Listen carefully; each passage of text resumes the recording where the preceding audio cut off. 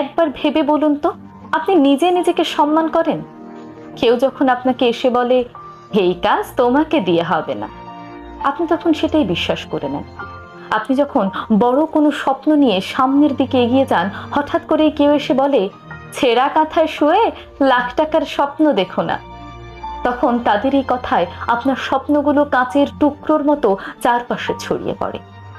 আপনি যখন কোনো কাজে হেরে যান, তখন কেউ এসে দীর্ঘশ্বাস ফেলে বলে সব কাজ কি আর সবার দ্বারা হয়, তখন আপনি তার কথাই বিশ্বাস করেন এবং ভেঙে পড়েন। আপনি তো নিজে নিজেকে, নিজের স্বপ্নগুলোকে গুরুত্ব দিচ্ছেন না। আপনাকে তো পরিচালিত করছে ওই নেগেটিভ মানুষগুলো।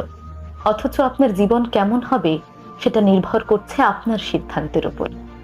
হেরে গিয়েও যারা জিতে যেতে চায়, বারবার পড়ে গিয়েও যারা উঠে দাঁড়াতে চায়, তারা ঠিকই দৌড়ায়। আপনি নিজে হার মানলে